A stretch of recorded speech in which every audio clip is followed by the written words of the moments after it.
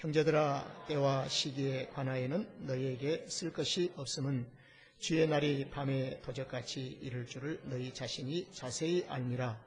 저희가 평안하다 안전하다 할 그때에 잉태된 여자에게 해산 고통이 이름과 같이 멸망이 호련히 저에게 이르니 결단코 피하지 못하리라. 형제들아, 너희는 어둠에 있지 아니하며 그날이 도적같이 너희에게 임하지 못하리니 너희는 다 빛의 아들이요 낮의 아들이라. 우리가 밤이나 어둠에 속하지 아니하나니 그러므로 우리는 다른 이들과 같이 자지 말고 오직 깨어 근신할지라. 저는 밤에 자고 취하는 자들은 밤에 취하되 우리는 낮에 속하였으니 근신하여 믿음과 사랑의 흉배를 붙이고 구원의 소망에 투구를 쓰자.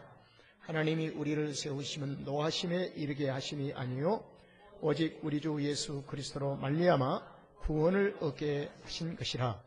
예수께서 우리를 위하여 죽으사 우리로 하여금 깨든지 자든지 자기와 함께 살게 하려 하셨느니라. 그러므로 피차 권면하고 피차 덕을 세우기를 너희가 하는 것 같이 하라.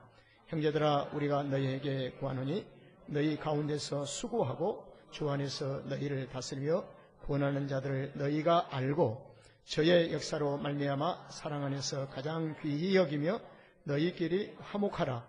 또 형제들아, 너희를 권면하노니 규모 없는 자들을 권계하며 마음이 약한 자들을 안위하고 힘이 없는 자들을 붙들어주며 모든 사람을 대하여 오래 참으라. 삼가 누가 누구에게든지 악으로 악을 갚지 말게 하고 오직 피차 대하든지 모든 사람을 대하든지 항상 선을 좇으라. 항상 기뻐하라. 쉬지 말고 기도하라. 범사에 감사하라. 이는 그리스도 예수 안에서 너희를 향하신 하나님의 뜻이니라. 성령을 소멸치 말며 애언을 멸시치 말고 범사에 하려 좋은 것을 취하고 악은 모든 모양이라도 버리라. 평강의 하나님이 친히 너희로 온전히 거룩하게 하시고 또 너희 온 영과 혼과 몸이 우리 주 예수 그리스도 강림하실 때에 흠없게 보존되기를 원하노라.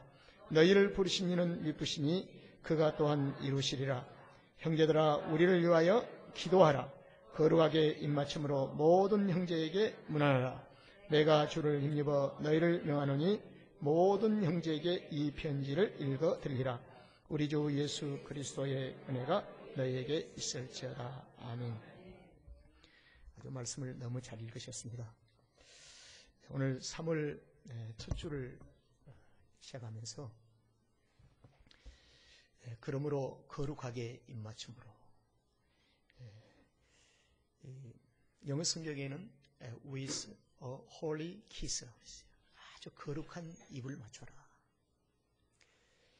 이 말씀이 오늘 사도 바울 선생님이 데살로니가의 교회에 있는 성도들에게 서신서 편지를 보내면서 그 편지 속에 담겨있는 말씀입니다. 서신서를 보내면서 이 서신서를 함께 형제들이 읽고 그리고 읽으면서 거룩한 입맞춤으로 서로 교제하라. 이렇게 바울 선생님께서 부탁을 하는 내용입니다. 그래서 데살로니가 교회는 사도 바울 선생님의 요구가 거룩한 입맞춤이 있는 교회가 되어질 것을 요구받고 있습니다. 이 편지를 읽어주면서도 거룩한 형제가 서로 입맞춤으로 모든 형제에게 문안을 하라. 이 거룩한 입맞춤이라고 하는 것을 영적으로 좀 더 쉽게 해석해 드리면 성숙한 성도의 교제를 가져라고 합니다. 그리고 주님이 세우신 교회 안에서 서로 교제를 좀 성숙하게 업시켜라는 겁니다. 지금까지 하던 교제보다 한 단계 더 좀 성숙하게, 내성적인 사람도 외성적인 사람도 나의 형편이 어떻게 하든 간에 지금보다 조금 더 성숙하게 성도의 교제를 갖도록 하라. 이것이 오늘 서신서에서 우리에게 주시는 중요한 요구이기도 합니다. 그래서 구원받은 성도들이 이 모인 공동체를 우리는 교회라고 합니다. 그래서 구원받은 성도들이 각기 다른 성품이 있고 각기 다른 모습과 환경에서 주님으로부터 부름을 받고 하나님의 거룩한 공동체 안에 하나님의 가정 속에 들어온 우리들이 각기 생소함을 느낄 수가 있다는 것이죠. 내가 살아온 삶의 모든 여정과 좀 전혀 다른 모습이 교회 안에서 요구되어지는 거죠. 그래서 각기 다른 사람들이 모였지만 우리는 거룩한 입맞춤으로 서로 교제하면서 하나님의 기뻐하심을 이루는 교회가 되도록 데살로니가 교회를 향해서 주님이 요구하시는 요구사항입니다. 그러면 거룩한 입맞춤으로 교제함이 무엇일까? 아주 구체적인 실행을 요구하고 있습니다. 어떠한 자세로, 어떠한 마음으로, 어떻게 하는 것이 거룩하게 입맞추는 교제인가? 이것이 바로 데살로니가전서 5장에서 토탈적으로 전체가 마음과 자세와 행동 모든 방법을 다 가르쳐주고 있습니다. 그래서 저는 이 데살로니가전서 5장의 이 말씀을 전장을 읽었습니다. 읽는 중에 거룩함의 입맞춤의 교제가 이러한 방법이 있구나. 이런 삶이 있구나. 그래서 지금 나의 신앙생활보다도 한 단계 더 업할 수 있는, 그래서 하나님을 기쁘게 해드리고 하나님이 세우신 교회를 아름답게 화목해 하고 하나님의 교회를 거룩하게 하는데 내가 일조를 감당해야 되겠구나. 여러분, 오늘 이 본문 말씀 10절과 11절의 이 말씀을 보면은 예수께서 우리를 위해 죽으시고 우리로 하여금 깨든지 자든지, 이 깨든지 자든지 이 말씀을 하나로 묶어보면 어떠한 형편에 있든지, 사업이 힘들어도 사업이 잘 돼도, 가정이 힘들고 가정이 잘 돼도, 어떤 형편에 있든지 자기와 함께 살게 하려 하심이라. 예수님이 하신 말씀이 뭐냐면 교회를 통해서 예수께서 우리를 위해서 죽으셨단 말입니다. 우리를 위해서 죽으신 결과물이 뭡니까? 교회가 탄생되는 것이죠. 그 교회 안에서 어떠한 형편에 각각 처해 있든지 간에 자기와 함께, 자기는 누구를 가리킬까요? 예수 그리스도와 함께 살게 하려 하십니다. 그래서 교회는 주님과 함께 사는 공동체입니다. 예수님이 중심이 되어서 살아가는 가정이에요.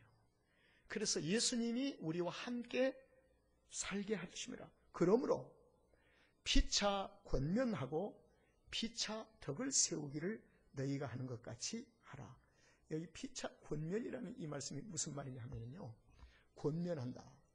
여기는 원어의 우선순위를 두고 있습니다. 피차 권면한다. 이 말은 내가 먼저 권면하기 전에 권면을 먼저 받으라고 말입니다. 권면을 받는 삶의 생활을 우선으로 갖고 그 다음에 권면하는 것입니다. 여러분, 우리는 가르치는 선생보다도 가르침을 받는 자가 많은 것이 학교의 구성원을 이루게 되는 것입니다. 그리고 우리는 인격의 기준을 말을 많이 하는 것보다도 듣는 사람에게 인격의 기준을 후하게 점수를 주곤 합니다. 왜? 말하는 것보다 듣는 것이 더 어렵기 때문입니다. 듣는 것은 오래 참음에 대한 인내가 요구되어집니다. 그리고 자기의 절제가 요구되어집니다. 하고 여기까지 나온 말도 참아보는 것입니다. 그래서 상대방이 하는 얘기 속에 한참 듣다 보니 스스로 그 속에 내가 하고 싶은 얘기가 다 나와버리고 말았습니다. 그래서 피차 권면이라는 이 말씀은 권면을 먼저 듣고, 권면을 많이 듣고 그 다음에 필요할 때 권면하고, 그래서 피차 권면에서는 1대1에 주고받는 그 삶의 교제를 말하는 것이 아닙니다. 그래서 먼저 듣고 그리고 말하는, 그 다음 피차 덕을 세운다는 이 말은 무슨 말일까요? 이웃에게 덕을 요구하는 것, 내가 덕을 요구한 것이 아니라 내가 먼저 덕을 끼치고 덕을 보여주고 그 다음에 덕을 요구하는 것입니다. 여러분, 이것이 바로 사도 바울 선생님이 오늘도 우리에게 말씀해 주시는 중요한 내용 중에 우리가 주께서 살아계시면서 주님이 이루시는 교회라는 공동체 안에 피차 권면하고 그리고 피차 그리고 덕을 세우며 그리고 어떠한 형편에 처했든지 예수님과 함께 사는 것을 꼭 기억하라. 주님이 함께 살고 싶어 하실 거예요. 그래서 교회는 예수님을 중심으로 한 가족이 되는 것입니다. 이것을 한 공동체라고 얘기하지요. 이것을 다른 말로 교회라고 얘기를 합니다. 여러분, 한 가족의 구성원이 피차 권면하고 피차 덕을 세우는 일. 여러분, 한 가정의 구성원은 아내와 남편이 한 가정의 구성원이 될 수도 있지요. 또 저희 같은 경우는 한 가정의 구성원이 구성이 이렇게 되어 있습니다. 할아버지, 할머니, 그리고 아빠, 엄마, 그리고 손녀 둘. 6이 한 지붕 안에서 늘 삽니다. 불편함이 참 많아요. 권면하고 싶은 것이 참 많아요. 하고 싶은 얘기가 너무너무 많아요. 그리고 나를 바더하는 것이 참 많아요. 그래서 하고 싶은 말도 많지만은 인내하고 참고 절제하는 훈련이 가정 속에서 이루어짐으로 그 화목을 유지해 가는 것입니다. 그래서 피차 권면을 내가 우선으로 권면을 하다 보면 가정이 참 삭막해집니다. 어려워져요. 그리고 그 권면을 듣지 않으려고 합니다. 권면을 등돌리게 되는 거예요. 그래서 가정이라는 작은 구성원도 실제는 부부간에도 마찬가지지요. 구성원을 이루고 있을 때 그래서 성경은 피차 권면하는 이 말은 권면을 많이 들으라는 이 말에 의미가 있는 것이지요. 그리고 피차 덕을 세우라는 것은 굉장히 좋은 말씀이기도 합니다. 여러분, 그래서 이 구성원이 권면을 하고 권면을 듣고 피차 덕을 세우고 하는 이 모든 관계에서 교제라고 얘기를 합니다. 여러분, 교제는 매우 매우 중요합니다. 아주 중요해요. 이 교제에 따라서 교제의 질에 따라서 가정의 삶이 달라집니다. 교제의 질이 어떻게 되느냐에 따라서 교회 안의 삶의 질이 달라진 것입니다. 그래서 교회는 바울 선생님은 거룩한 입맞춤으로 교제를 하라고 가르치고 있습니다. 이 한마디로 데살로니가전서 5장 전체를 집약해서 데살로니가 교인들아 거룩한 입맞춤으로 교제를 해라. 그래서 이 거룩한 입맞춤이 무엇인가? 이걸 구체적으로 행동과 실행에 대해서 말씀을 드리려고 한다. 왜 우리는 거룩한 입맞춤을 해야 할 것인가? 거룩하게 입맞춤 속으로 부름받은 우리는 낮에 속한 자들이거든요. 밤에 속한 자들이 아닙니다. 자, 5절, 8절 말씀을 우리 한번 다 같이 읽어보시도록 합시다. 시작. 너희는 다 빛의 아들이요 낮의 아들이라. 우리가 밤이나 어둠에 속하지 아니하니라. 8절. 우리는 낮에 속하였으니 근신하여 믿음과 사랑의 흉배를 붙이고 구원의 소망에 두어. 거룩함으로 입맞출 수 있는 이 교제는 낮에 속한 자들의 공동체에서 낮 속에서만 할 수가 있습니다. 이게 조금 적용이 되는지 모르겠는데 깜깜한 밤에 우리가 서로 붙잡고 키스를 하다 보면 누구의 입인지 누구의 입인지 모를 수도 있잖아요.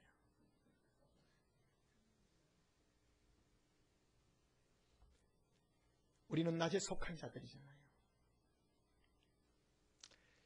그리고 빛에 속한 자들이기 때문에 우리는 상대를 압니다. 내가 누구인가를 압니다. 그리고 자신을 숨길 수 없습니다. 드러낼 수밖에 없는 거예요. 그래서 거룩한 입맞춤에 대한 이 교제를 질서 있게 절제하며 잘 유지할 것입니다. 그래서 우리는 거룩한 입맞춤에 대한 교제를 세상 속에서도 증거하기 위하여 우리는 어디를 가든지 빛의 자녀임을 선포하며 살아야 합니다. 우리는 예수 그리스도의 사람임을 선포해야 합니다. 항공기 안에서도, 사람이 많은 극장 안에서도, 비좁은 공간의 의자를 서로 잡기 위해서, 서로 자리를 잡기 위해서 행동하는 장소 속에도 내가 그리스도인임을 선포하는 것입니다. 그래야 진정한 절제가 있고 진정한 그리스도인의 빛의 자녀로서의 거룩한 입맞춤에 대한 교제가 시작되는 것입니다. 여러분, 그리스도인들에게 가장 위험한 유혹은 무엇일까요? 우리는 빛의 자녀임을 선포하고 예배는 빛의 자녀로서의 삶을 다하고 있습니다. 그러나 어느 순간인가 우리는 어둠의 자녀로 몸을 숨기기에 익숙되어진 사람이 아닌가 생각해 봅니다.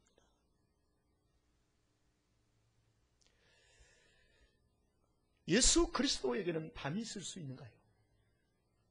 우리의 일기에 낮이 있고 밤이 있음 같이 그리스도에게도 낮과 밤이 있을 수 있는가요? 그분은 영원한 빛이시고 그분은 영원한 낮이잖아요. 그리스도인의 삶은 낮에만 낮으로 사는 것이 아니라 밤 속에서도 빛으로 사는 것이 그리스도인의 삶이 아닌가요? 그렇기 때문에 우리는 다 빛의 아들이래요. 낮의 아들이래요. 그리고 우리는 낮에 속했기 때문에 우리는 근신하라고 합니다. 근신은 맑은 정신을 가지라는 뜻입니다. 헬라어에. 근신, 맑은 정신을 가져라. 정신을 똑바로 차리고 어디를 가든지 맑은 정신으로 혼탁하게 취해버리지 말라는 것입니다. 술에 취하지 말라. 음란한 것에 취하지 말라. 도박에 취하지 말라. 세상에 깊이 취하지 말라는 것입니다. 근신하라고 말해요. 정신을 똑바로 차리라는 것입니다. 자신의 자아에 취하지 말라. 정신을 똑바로 차리라는 거죠. 맑은 정신을 가지고 믿음과 사랑의 흉배를 붙이고, 이 믿음은 의의 길, 진리의 길을 따라하는 것입니다. 사랑은 어떠한 우리 앞에 펼쳐진 영혼들이라도 안을 수 있는 하나님의 긍휼하심을 말하는 것입니다. 이상하게 우리 앞에는, 그리스도인들 앞에는 어둠이 도사리고 있습니다. 죽은 심령들이 도사리고 있습니다. 더 나가서 지저분하고 냄새나고 추한 자들이 기다리고 있습니다. 상대 못할 자들이 기다리고 있습니다. 우리는 그들을 피해 가야 할 것인가? 사마리아 성을 피해 가야 할 것인가? 사마리아 성을 지나가야 할 것인가? 이 문제지요. 그래서 그리스도인들은 사랑의 흉배를 붙이고 산 것입니다. 그리고 우리의 궁극적인 삶의 마지막 종착점은 구원의 투구의 소망을 두고, 천국의 소망을 두고 산 것입니다. 이것이 바로 낮에 속한 자들의 삶입니다. 그리고 두 번째로 거룩한 입맞춤은 성도에게 주신 구별된 삶의 인격이 요구되어집니다. 여러분, 저는 이 문제를 저와 여러분에게 한번 이런 질문을 던집니다. 지금까지 내게 주어진 인격, 형성된 인격대로 남은 생을 살고 싶습니까? 아니면 오늘 성경에서 말씀하시는 그 삶의 인격의 성숙함으로 우리 모두 나아가기로 결심해 하십니까? 후자가 되어야 합니다. 그래야 저는 이 삶의 인격을 요구하시는 그 주님 앞에 말씀을 함께 나눌 수가 있습니다. 14절의 말씀을 보니까 이런 말씀이 있어요. 다 같이 한번 읽어보실까요? 시작. 또 형제들아, 너희를 권하노니 규모 없는 자들을, 자, 비쳤어요? 자, 다 같이 시작. 또 형제들아, 너희를 권면하노니 규모 없는 자들을 권계하여 마음이 약한 자들을 안위하고 힘이 없는 자들을 붙들어주며 모든 사람을 대하여 오래 참으라. 이것은 거룩하게 입맞추는 성도에게 주신 구별된 삶의 인격을 말합니다. 규모 없는 자들을 권계하라. 이 말씀은 질서를 중요시하라고 말입니다. 질서를 중요시 여기는 공동체, 가정에도 질서가 있어야 돼요. 구성원의 한 공동체가 형성이 되었을 때 우리는 내가 하고 싶은 대로 하는 것이 아니라 절제하며 질서를 지켜가며 거기에서 거룩한 입맞춤에 대한 교제의 성숙한 인격이 하나씩 쌓여가는 것입니다. 그래서 일부러 하지 않으려고 해도 삶의 인격이 성숙해짐으로 하나님의 거룩한 나라가 회복이 되어지는 거예요. 두 번째로 마음이 약한 자를 위로해 주라 그랬습니다. 이 마음이 약하다는 이 말씀은 뭐냐면 불행이나 범죄를 했거나 그래서 아주 두려워하고 있습니다. 그 다음에 실패한 자, 그리고 완전히 절망에 빠진 자, 이런 자를 위로해 주는 것입니다. 전화로 지나가면서 한마디라도 등을 두드려주고 나눠주는 이것이 거룩한 입맞춤의 교제 인격입니다.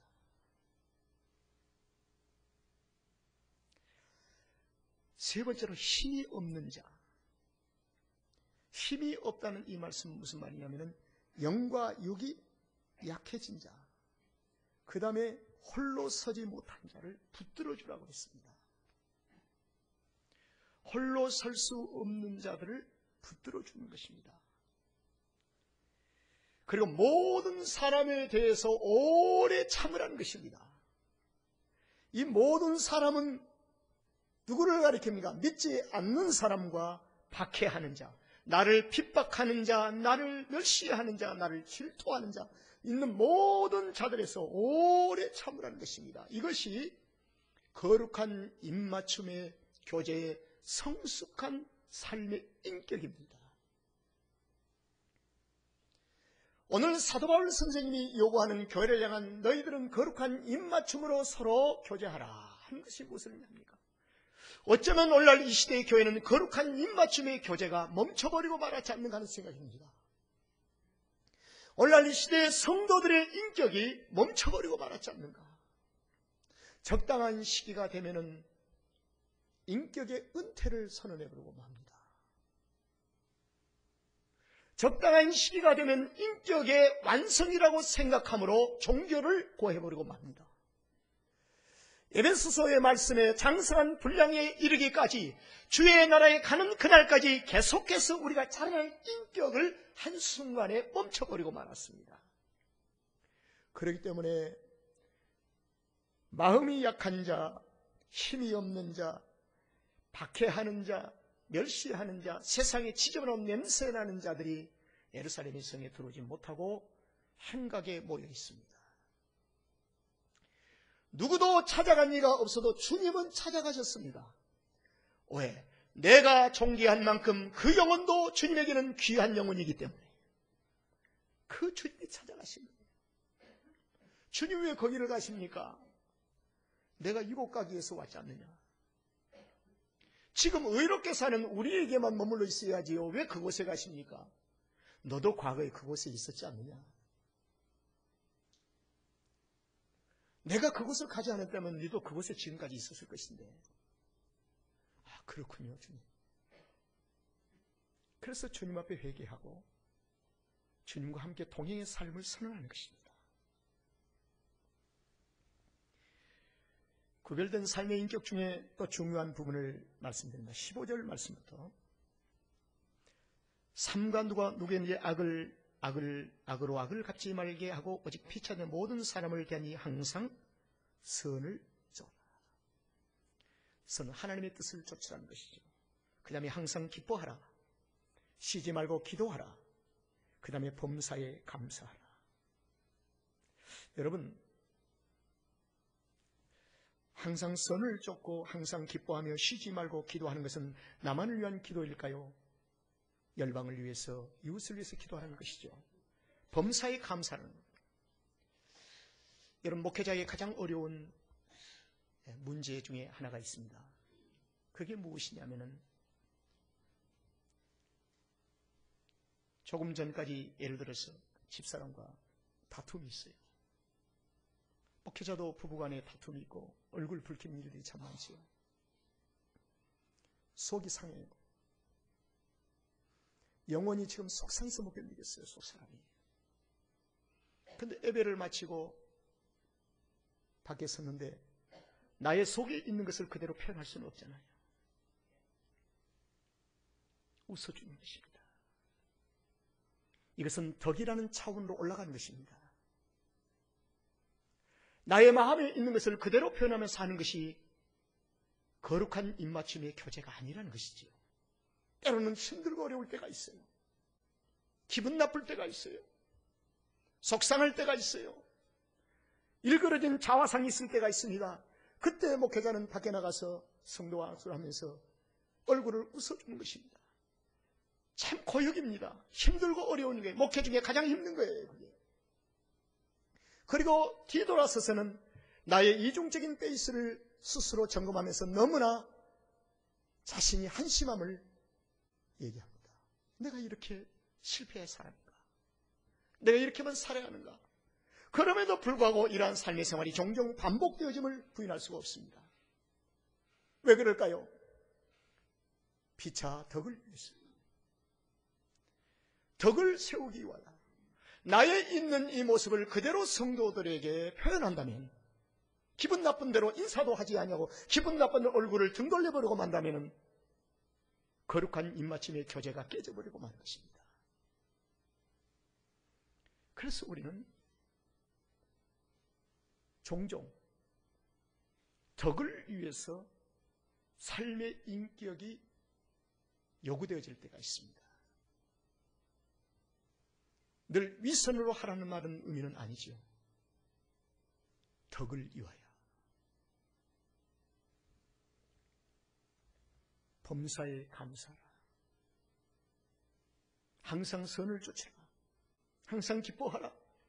쉬지 말고 기도하라. 내가 고가 설정한 나를 위해서 기도하기도 분주한데 어떻게 이웃을 위해서 기도하겠습니까? 이것은 거룩한 입맞춤의 삶의 인격을 포기하는 것입니다. 나의 삶이 힘들고 어려워도 내 이웃을 위해서 기도할 하나님의 거룩한 부르심이 있다는 것입니다. 생명이 있는 자는 이웃을 위해서 소리를 지르지 아니할 수가 없습니다. 생명이 있는 자는 모든 이웃을 위해서 책임과 의무를 감당해야 할 책임이 있는 것입니다.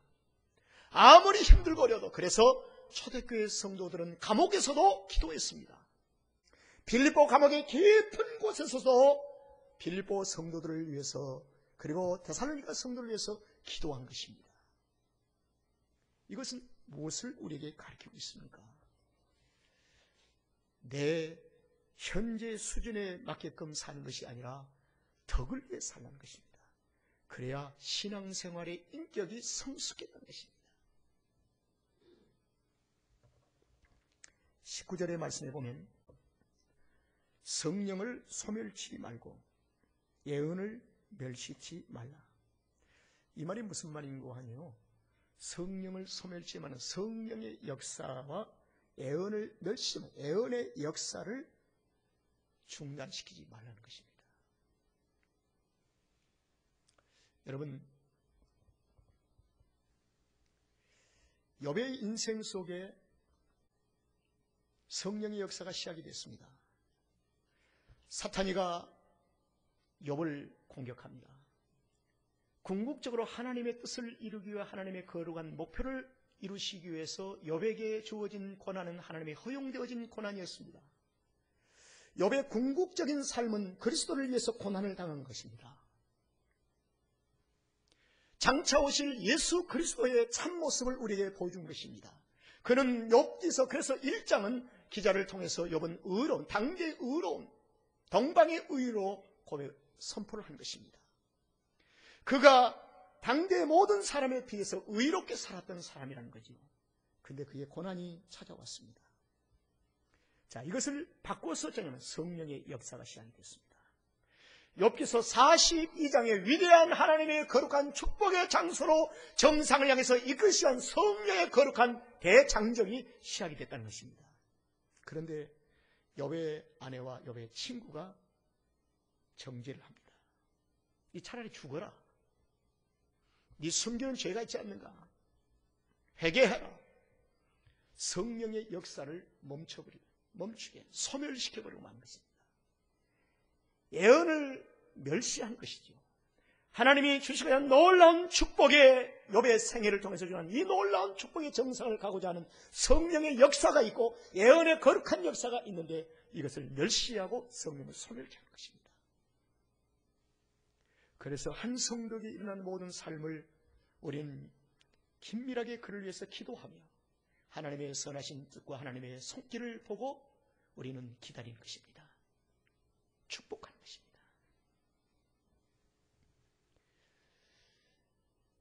거룩한 입맞춤의 삶의 인격에는 정죄의식과 정죄의 생각이 우리 안에서 소멸이 되어야 합니다.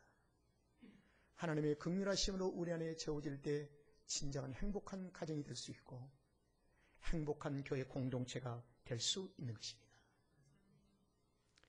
말씀을 좀 어렵지만 종결해 가겠습니다. 거룩하게 입맞춤을 요구하는 이유가 무엇일까요? 목적이 있습니다. 목적이 있어요. 자, 23절이 목적입니다.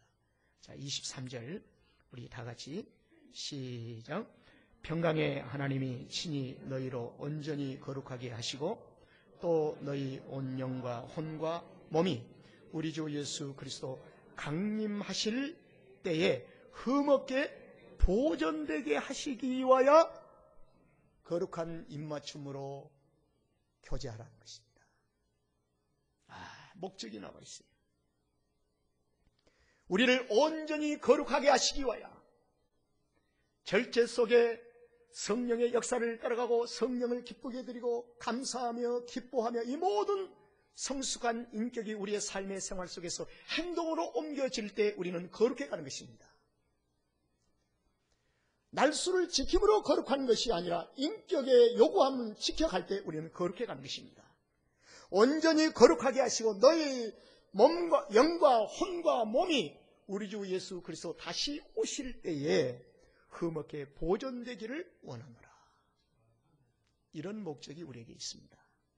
여러분, 거룩한 입맞춤의 교제가 우리 삼성교회 앞으로 쓰여질 좋은마을 교회 안에 거룩한 입맞춤의 교제가 강물처럼 흘러가야 할 줄로 믿습니다. 누가요? 내가요. 거룩한 입맞춤의 교제를 한번 생각해 보시면서 그 인격의 요감을 받고 한 가지라도 실천에 옮기는 시간들이 되시기를 바랍니다. 그러기 위해서 거룩한 입맞춤은 우리 주님이 오실 때의 아름다운 신부를 맞이하시기 위해서 우리에게 입맞춤의 교제를 주시고 하나님의 거룩한 천국의 나라를 세우시는데, 그래서 거룩한 입맞춤에 우리는 성실해야 합니다. 충실해야 돼요. 이걸 교제의 성숙이라고 합니다. 이것을 관계의 성숙이라고 얘기를 합니다. 성경에서 가르친 교제의 요소를 잘 실천하는 것은 매우 매우 중요한 것입니다. 한 가지 한 가지 배워가면서 실천에 옮기는 것입니다. 여기는 혈액행도 의미가 없습니다. 성질에 느리고 빠르게 의미가 없습니다. 한 가지씩 실천해 할 때 하나님께서는 우리를 거룩하게 하시고 그리고 하나님의 거룩한 영광이 우리를 통해서 나타날 줄로 믿습니다. 기도하겠습니다.